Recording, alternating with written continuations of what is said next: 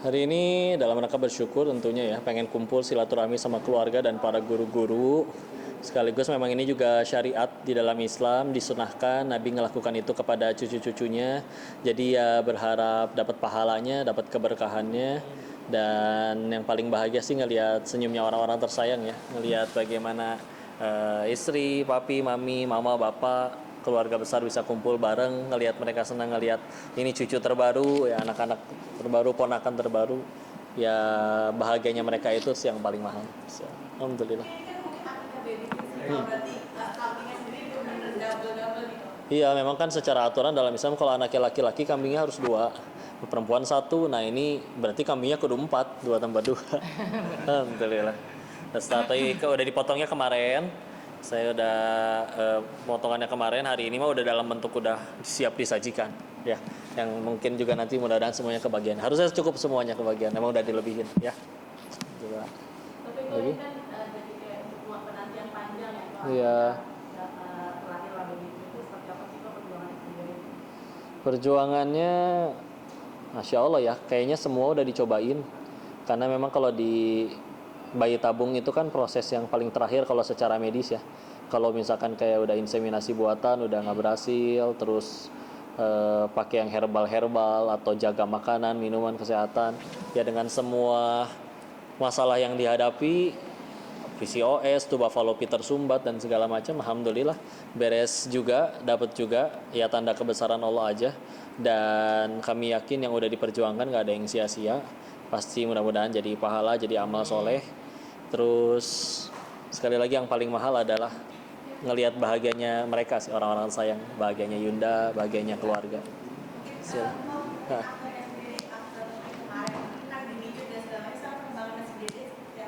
Iya, waktu baru lahir itu napasnya masih suka lupa karena paru-parunya belum sepenuhnya matang. Jadi ketika, terutama kalau tidurnya terlalu lelap, maka dia berhenti napas dulu.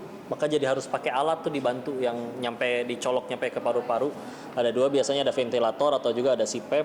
Berat waktu itu 1,5 sama 1,6. Sekarang yang 1,6 terakhir udah 3,5 kiloan. Yang 1,5 malah nyusul, sekarang udah 4 kilo per hari ini insya Allah. Jadi udah 2 kali lipat lebih besar, lebih montok. Minum juga udah jauh lebih banyak. Dulu cuma bisa beberapa mili, sekarang udah sebotol habis. Dan ya tapi ya gitu aja, perjuangan begadang ya, Masya Allah. Beres siang seharian kajian, nyampe malam sampai ke paginya ngurus anak-anak. Alhamdulillah. Betul. Pengen bener-bener ASI semua soalnya, karena waktu pertama kali lahiran itu kan nggak keluar, cuman bener-bener 0,6 mili bayangin. Berarti kan kalau di kita mah cuman berapa tetes. Nah itu pun harus dibagi dua, masing-masing 3 tetes. Ya sekarang mah alhamdulillah bisa stok melimpah. Ya mohon doanya aja ya, alhamdulillah. Kalau ada yang mau sih silakan ya, cuman sejauh ini belum ada yang istilahnya datang minta. Mungkin nggak tahu juga kenapanya, emang kita juga nggak terbuka secara umum sih, memang sejauh ini disimpan aja, nggak nyangka juga bakal sebanyak itu kan. Dan ya sudah, gimana kalau ada yang mau setelah lihat ini terus mau perlu ASIS ya silakan aja, alhamdulillah ya. Alhamdulillah ya, karena makin kesini makin banyak ya, ternyata kan ASI itu sistemnya gitu, makin diminta, makin disedot terus, makin banyak juga. Nah ini tambah gede, minumnya tambah banyak, minumnya juga tambah sering. Jadi begitulah, jadi makin melimpah. Udah ini pun tadi udah keras banget, udah pasti sakit kalau udah beberapa jam nggak dikeluarin, dia harus dipompa terus. Iya pernah. Iya, nama penyakitnya mastitis ya. Ketika akhirnya udah lama-lama nggak dikeluarin, itu bisa nyampe demam, meriang, kesakitan di dadanya, dan itu udah kita alami sih. Dan ternyata perjuangan ya itu dia memberi ASI itu yang luar biasa, justru berat. Karena kalau hamil ya masih apapun yang kita makan otomatis dia bakal disalurin ke bayi. Ini kalau misalkan bayinya nggak mau minum, nggak mau makan, ngeluarinnya aja udah setengah susah payah, terus anak-anaknya nggak mau minum, akhirnya malah kebuang. Karena kan itu ada, kalau di ruangan terbuka kayak gini maksimal cuma 4 jam. Kalau udah kena liur bayi, udah kesedot, itu paling cuma 2 jam. Maka mau nggak mau kalau nggak dihabisin harus kebuang, ngumpah lagi. Sempatnya nyampe 2-3 harian ya. semenjak itu ya udah berarti belajar, oh berarti nggak boleh ditunda-tunda, harus benar-benar begitu penuh atau bahkan udah netes pompa. Jadi akhirnya pun bawa pumpingan kemana-mana, bawa pompa, ada yang portable yang mohon maaf bisa diselipin di bra ya, nyampe beli stok banyak. Jadi kalau misalnya kayak dimanapun lagi harus keluar, diselipin aja di situ, tahu-tahu udah penuh, salurin ke anak-anak. Jangan. Iya tenda ada, cuman ini lagi nyusuin ya. Pumping. Lagi pumping karena tadi kan kita acara resmi mulai dari jam 9, tapi kan mulai dandan, mulai apa segala macam itu bahkan dari beres subuh, dan ini udah lewat dari zuhur tanpa belum dipompa lagi, dan juga belum sempat makan juga. Kalau nggak makan juga akhirnya asinya nanti jadi ya kayak kurang bagus kualitasnya, jadi ya izin belum bisa ikut dulu yang kumpul preskon, tapi nanti tadi insya Allah alhamdulillah acara udah beres. Mungkin seperti apa nih? Bikin antang aja sama acara langsung seperti apa? Ada yang bilang ketika anak itu kan bahasa hadisnya tergadaikan ya kalau belum diakikahkan. Memang setelah kemarin diakikahin dipotong kambingnya, nggak tahu ya. Allah yang aturin lebih anteng, lebih tenang, lebih kalem, lebih nggak tantrum.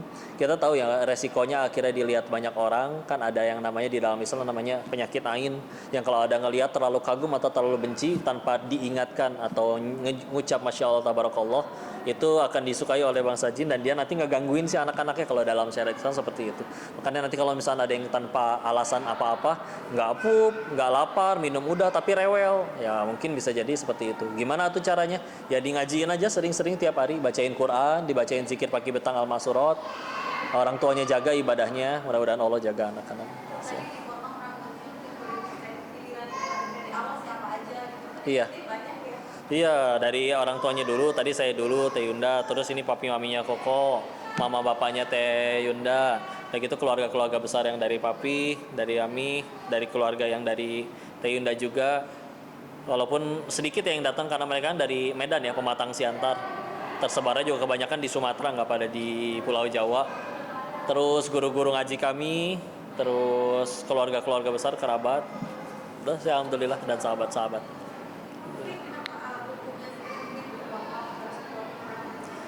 Itu dicontohkan soalnya di hadisnya seperti itu ya, dan walaupun di dalam hadisnya tidak diceritakan kenapa atau ada alasan secara medisnya seperti apa, tapi kalau di dalam Islam kan Nabi begitu, udah kita begitu karena insya Allah nggak ada pahalanya. Toh nanti memang abis ini juga memang kan harus istilahnya dibotakin lagi dulu supaya nanti tubuhnya lebih merata sih. Allahu a'lam. Seperti itu. Alhamdulillah ya Neng. Iya, pastinya bersyukur ya Neng. Alhamdulillah karena ini kan udah dinantikan ya, udah lama perjalanan Koko nikah, udah 5 tahun, dan tahun ke-6 ini alhamdulillah dikabul dengan prosesnya yang penuh perjuangan. Meskipun bayi tabung tapi alhamdulillah Allah izinkan Koko untuk punya baby ya. Alhamdulillahnya kembar pula. Makanya mohon doanya untuk semuanya, mudah-mudahan si kembar sehat. Semuanya juga Koko, Yunda sehat dan kelak bisa gantiin Koko jadi jalan dakwah ya. Insya Allah. Amin ya Allah. Yang pasti senang, bahagia, pokoknya bersyukur banget.